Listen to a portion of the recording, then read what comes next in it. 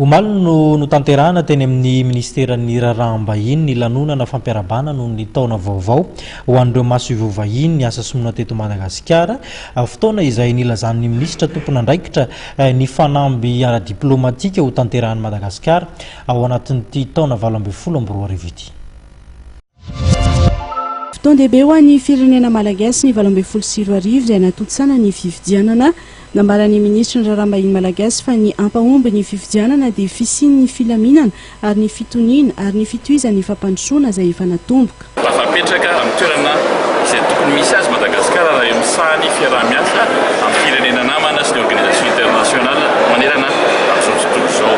Izany dia nisy ezaka angezabe miaraka amin'ny asa fampandrosoana Madagasikara izay hoentin'ny front de république nampatsiahivo teo fotsiny hoe tsy hoentina hitsarana na inona fa tsika nge talohan'izany taona 2024 za dia nandalo fotoana sarotra maro dia maro e, ary taditsika tsara angamba talohan'ireny fa anisan'ny tena tsy nahatonga ny fivoarana na fahafa action de développement dia les crises politiques cycliques satria ny olana nge dia zao e efa ela loatra zany no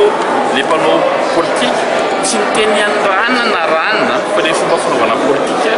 nandritra ny fotoana maro dia nanahirana satria nanjara ohatran'ny nanaratsy an'le fanaovana politika. Dia zay no tiako hoe tafavoakitsika izao satria ny vahoaka malagasy te hiova anao fifidianana izay nitsarain'ny rehetrarehetra hoe demokratika mangarara itsika tamin'ny farany 2024 manomboka manosa hitantsika zao ny asa fampandrosoana rehetra fa manomboka efa misy vokany tadio tsara fa natavaverina raha le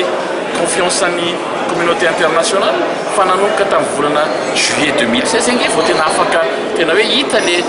asa fampandrosoana inona ny antony juillet 2016 vao mivoaka reny le facilité élargie crédit ny FMI reny. Misaotra ireo mpiara-miombona ampotoka amin'ny Madagasikara ary ny tohizany fifandraisana amin'ireo firenena namana anohana amin'ny fandehanana makany amin'ny fifidianana ny ministra ny raharaha-mbahiny malagasy nandritra ny lanonana fifampiarabana no natratrarana ny taona 2024 teo amin'ny masovo vahiny.